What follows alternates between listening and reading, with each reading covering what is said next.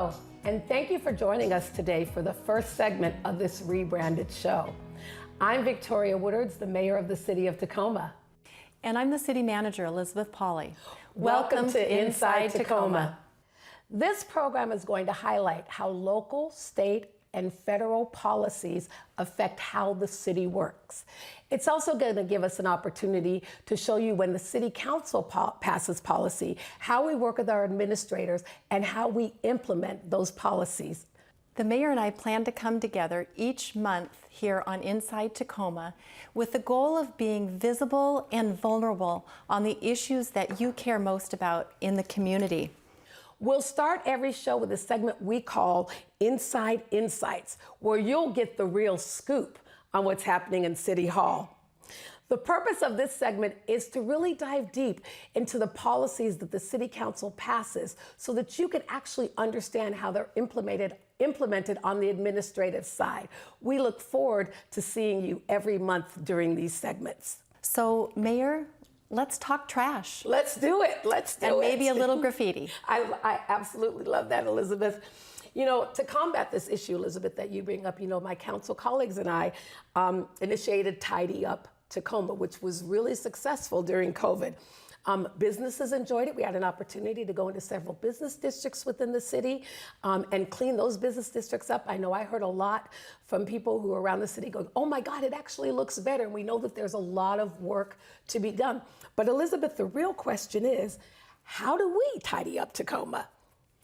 Thank you, Mayor. So first of all, I really want to acknowledge that trash has become a big issue for us. And but the council's sponsored effort of Tidy Up Tacoma has really been effective.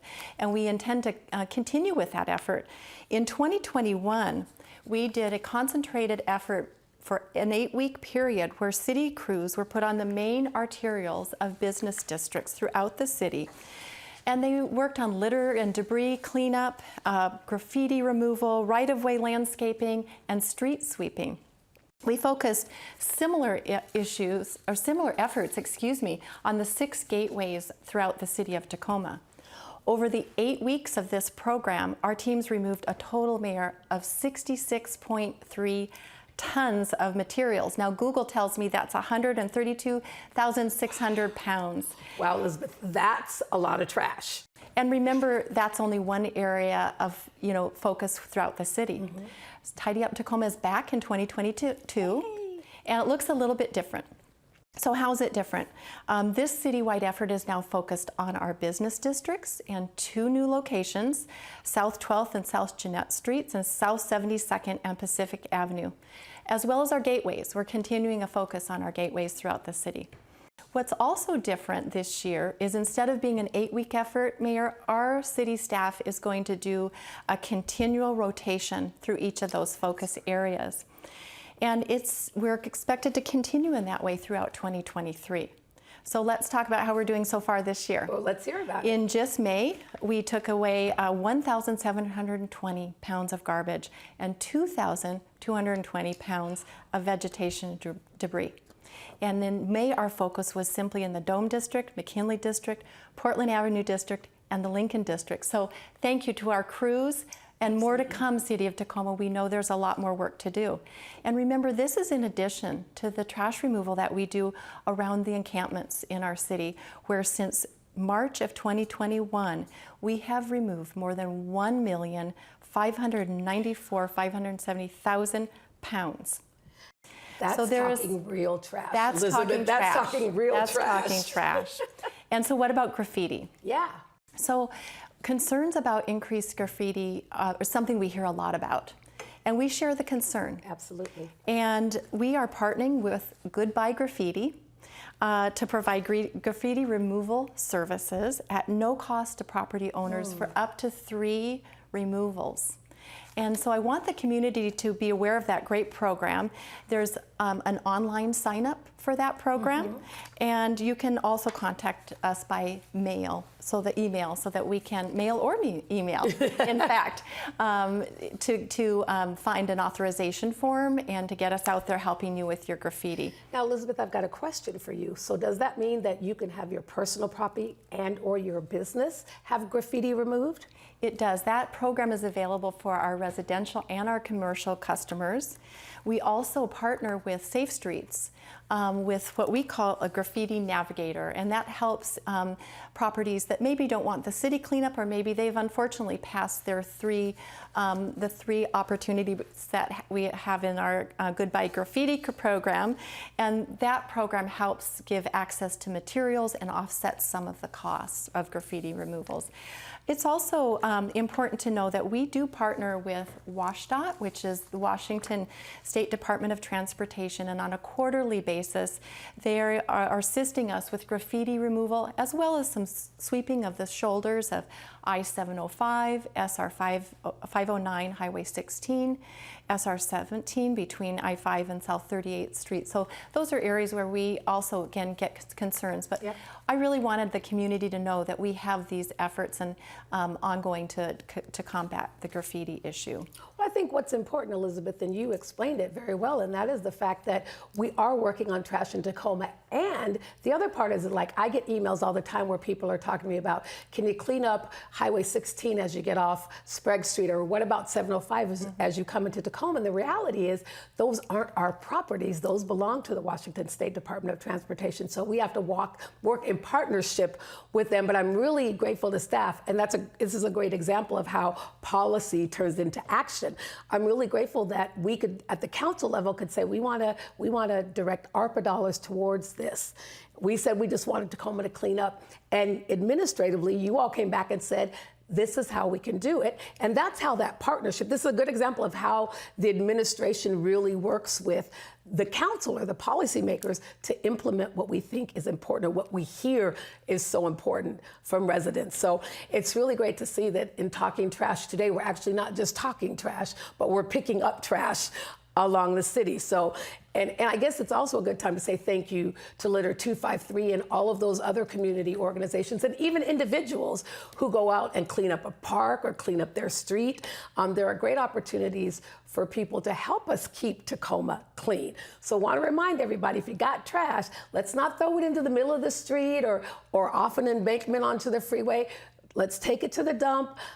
Let's make sure that we are also doing our part as community members who live here to clean up the trash. So this has been a good segment, and we're gonna take a quick break, and we'll be back, and joining us today will be our police chief, Chief Avery Moore, where we're gonna talk crime in Tacoma.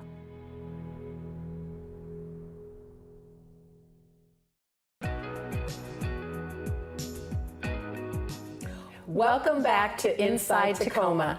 We are so grateful today to have our new police chief, Avery Moore, joining us. Chief, welcome to the show. The purpose of this segment is to talk to administrators and policymakers to bring more visibility to how we work together to bring change to the city of Tacoma. We've asked Chief Moore to join us today because truly most of the questions we get are about public safety in the city of Tacoma. We know that there's been an uptick in crime, in property crime, and in other public safety issues across the city. So we wanted to make sure that we were sitting down and spending our first show talking with the chief.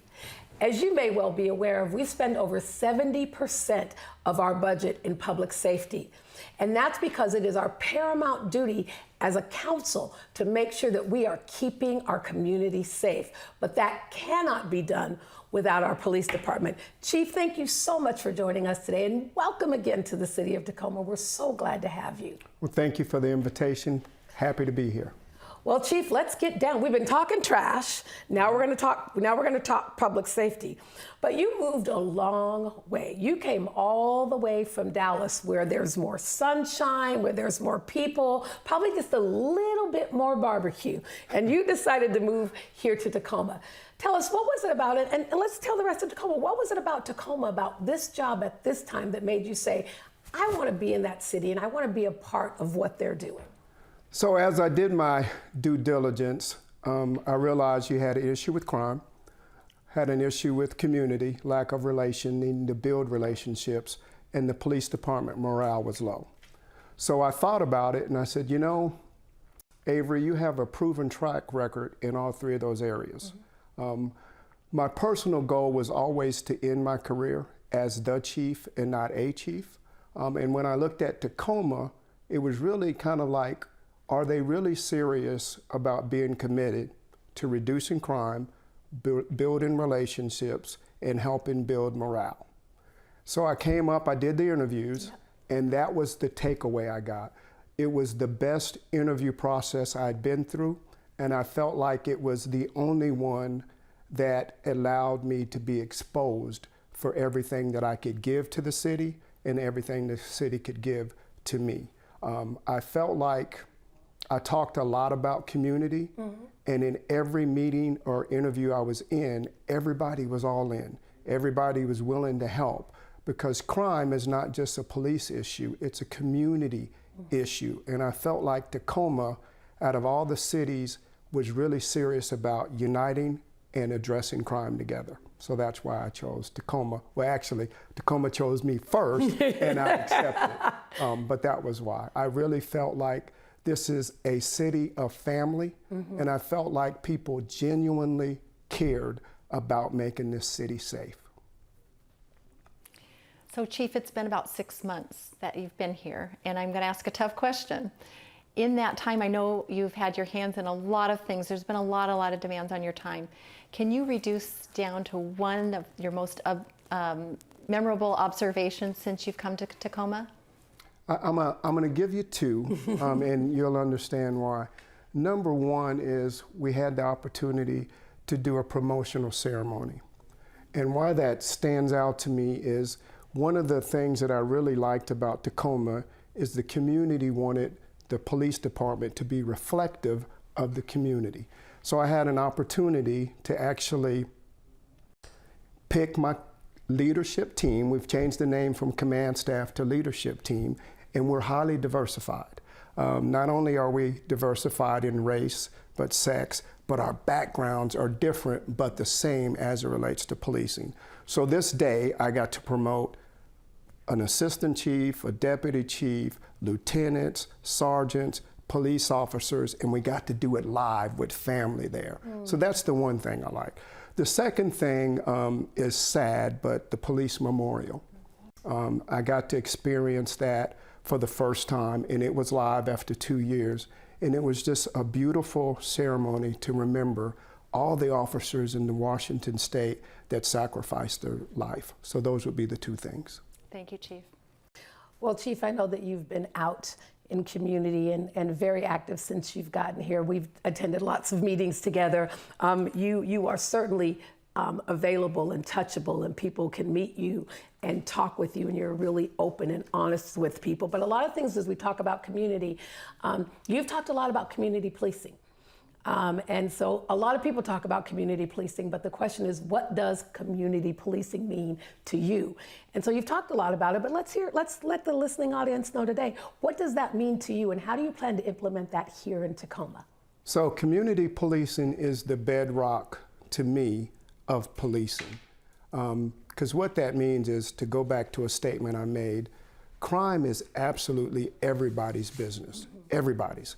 And if we're really going to make Tacoma safe, my goal is that it's the safest city in the country.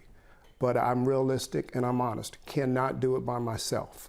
What I always felt was missing was the community part, not necessarily having meetings and you go away from the meetings and you feel better, but there's no action. So when I think about community policing, it's all of us doing things together.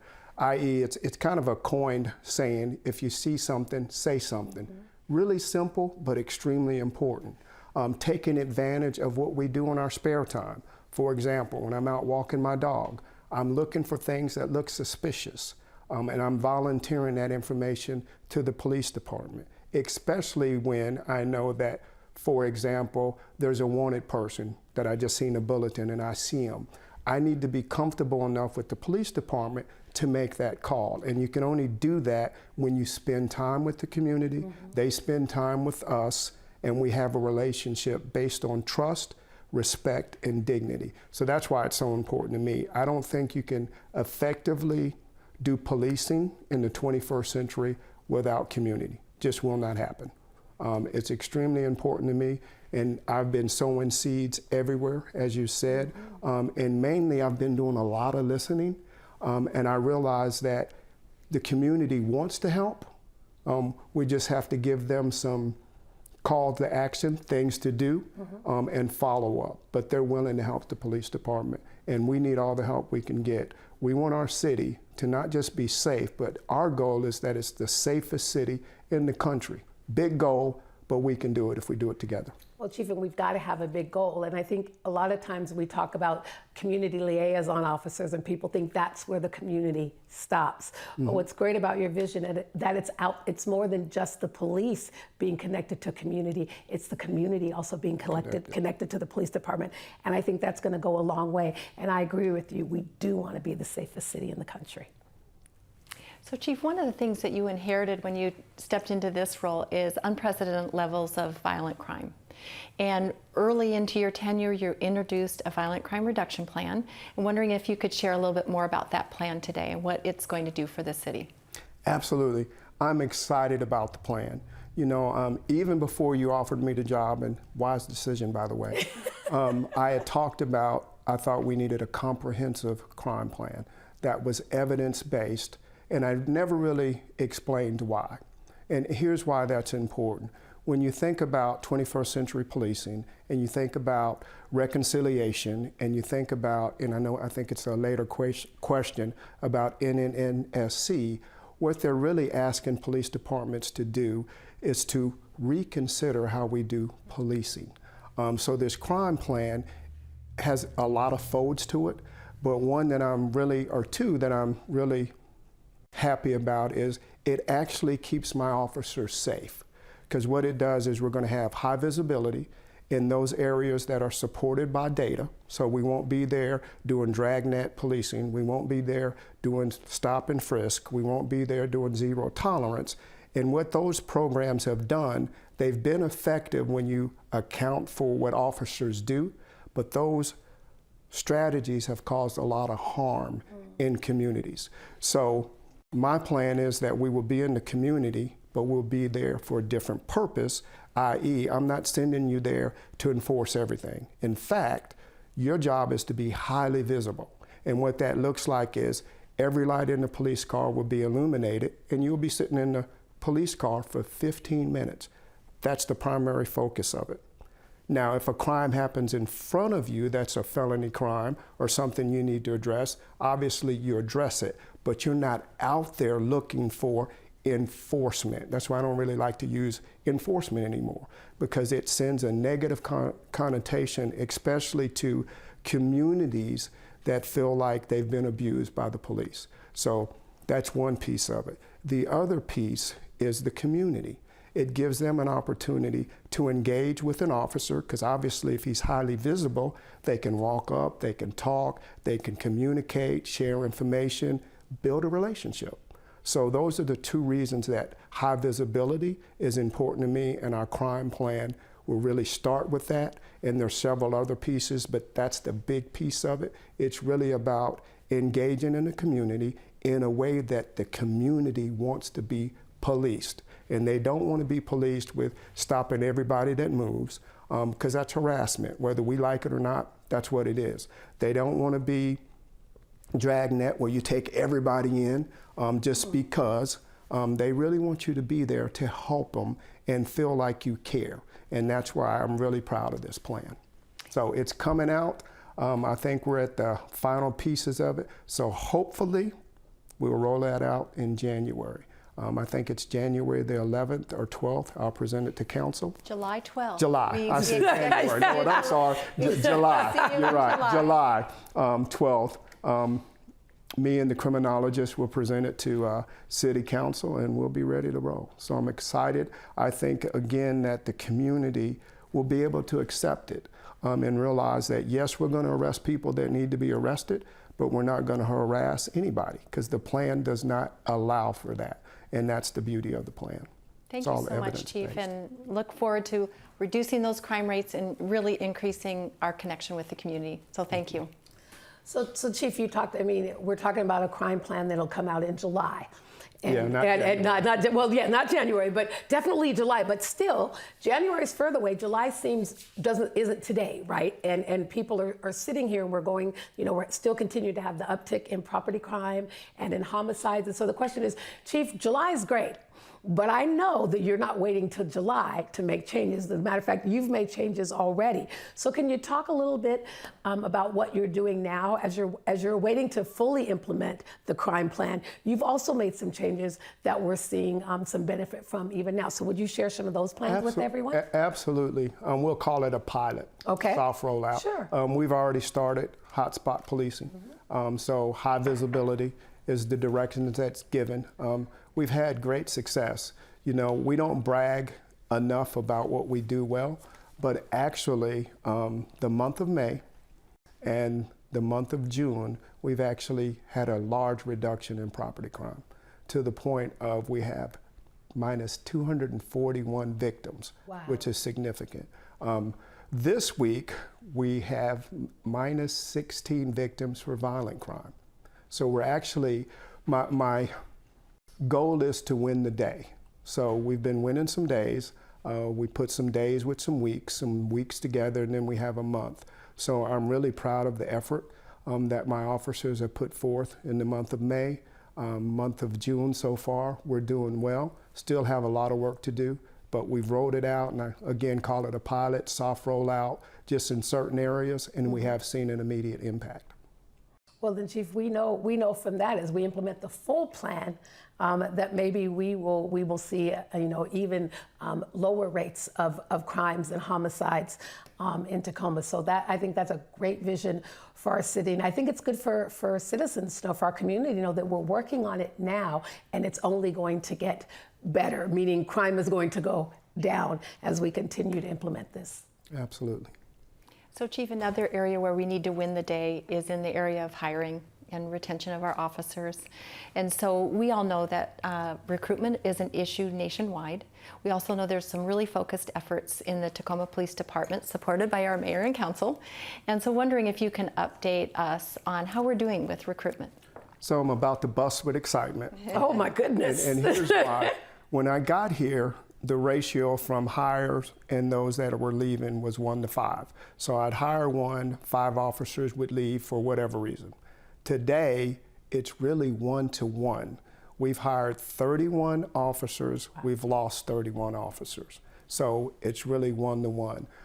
We were minus 55, now we're minus 47.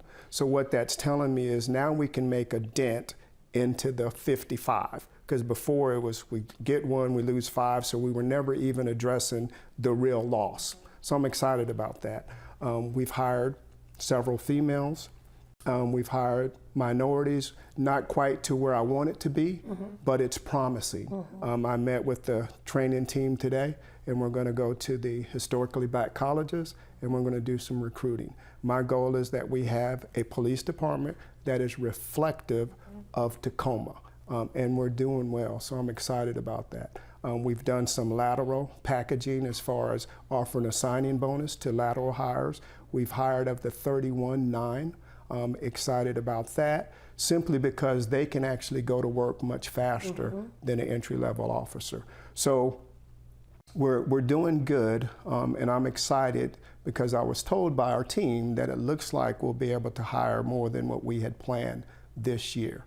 And I'm excited about that because I believe that if we can get to where we're even, we have no shortages, we can do some great things in the city of Tacoma. Thank you for all your efforts, Chief, and that is exciting news. Thank you. I can see why you got that big grin on your face now. Sharing good news like that is wonderful. That, again, that shows us going in the upward direction, that we're making change. And Chief, we're so grateful for your leadership. But we also know that there are several things that have to change at the police department. And we've spent a lot of time over the last couple of years talking about transformation of our police department. And while we're here in Tacoma, transformation is happening in a lot of police departments across the country, because we recognize that, as we've said several times here today, how we police has to change. And we talked about the importance of those relationships with community. So as we talk about transformation, which our city manager does, has been doing every week, and now we're doing it once a month. But as we talk about transformation, part of the work we're doing, and you mentioned it, was the work we're doing with the National Network for Safe Communities, or NNSC, which really, comes with acknowledging the harm that police departments have done. And we're talking about the institution, not the individuals in the institution, but the institution itself. And I know that you, along with your leadership team and your officers, are working on this. And I don't think we've shared a lot of this with community, because we're getting to the point where it will spill out into the community. But can you share just a little bit about how you all are looking at doing this transformation, and especially this work with NNSC, and what's happening with our officers? So at NSC, they came in and they actually taught us a train-the-trainer course in procedural justice. Very well-attended class. I actually went down and kind of spot checked on it. Was very impressed with their interaction with the officers, because unfortunately, we live in a country where sometimes talking about race is really very, very sensitive, and it's hard for people to do. Yeah. But this instructor was phenomenal. And he was able to get the officers to open up and communicate and have good, honest, open, deep discussion about the policing institution from beginning, and they walked all the way through time to where we are today. And what they found was a lot of stuff they weren't aware of. When they would hear people say policing does this or policing does that, in their world, they couldn't believe it, because simply they never experienced it. But when they saw it on tape, that was real live documentation of what happened, then they were like, wow, that really did happen. And I remember, I think one quote was, "I didn't believe this really occurred, and all I can say now is wow." And that was from an officer. So it was pretty profound just to hear that, and I'm excited because, I love the way you said it's not the individual, it's the institution. I'll even be more specific in that. It's really the strategies that were used. That's what caused harm.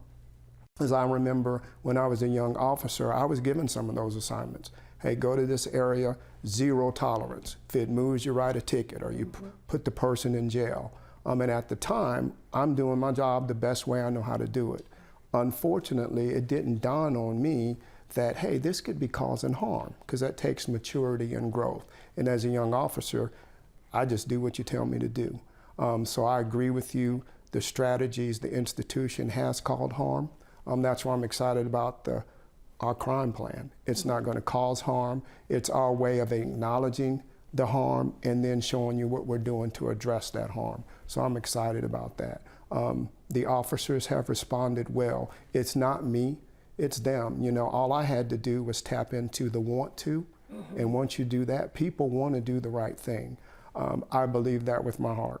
And one thing that I brought was, I tell them I love them. I think love really is the support, the foundation to all policing. And if you don't love what you do, you don't love the people you do it for and the people you do it with, then you probably should reconsider your profession. Because without love, we can absolutely do nothing.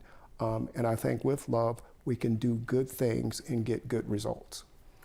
Chief, that is so profound. You don't see very many people sitting in this uniform with the badge and all the stars and saying, love is at the root of what we do.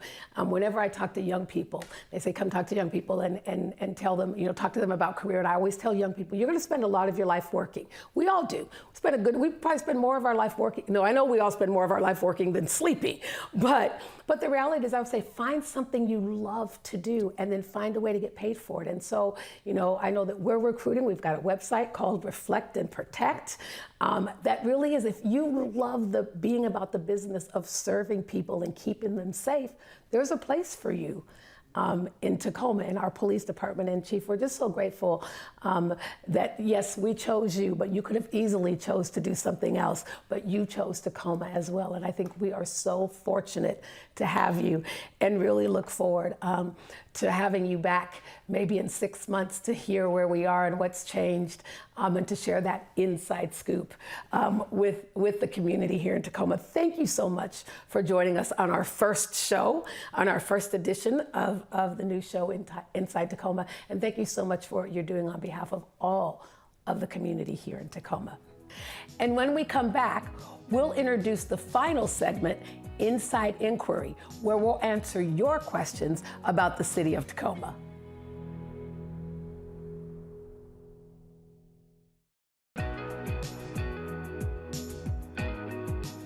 Welcome back to the final segment of Inside Tacoma.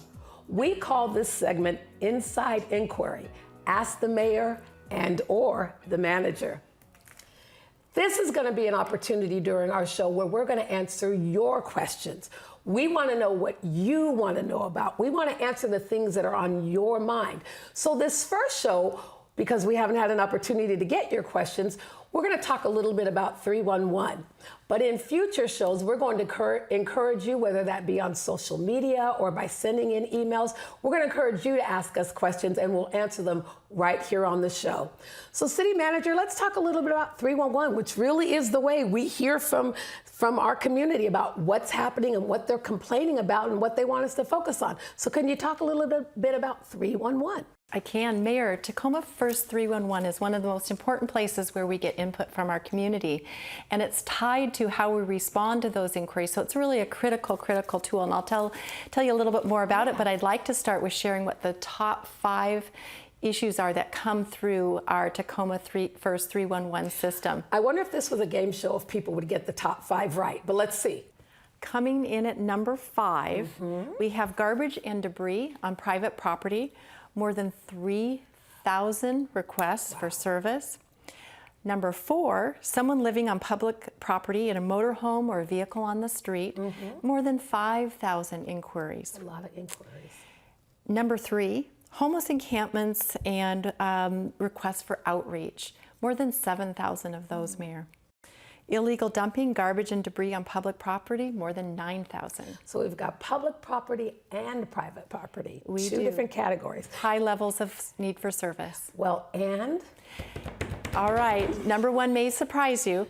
It's abandoned vehicles on the street, and we have more than 15,000 requests for services about abandoned vehicles. 15,000. So Elizabeth, all these numbers, I mean, is that something that's happened in the last month? Is it 6 months of this year? What's the period of time that these numbers represent? Good question, Mayor. And basically, it's the time frame during COVID. Wow. Those are the calls for service during that period, the top 5. Well, we want to make sure that people keep making those calls and calling those in. The numbers are high, but it's good for us to know what the numbers actually are so we can continue to direct the right kind of resources. So how does 311 work?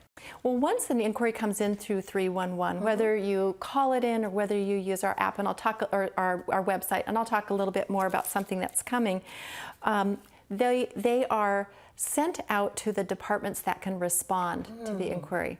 And every department has what's called a service level agreement, where they make a determination of how within their resources, how quickly they need to be respond to be able to resolve the issues that are raised in 311.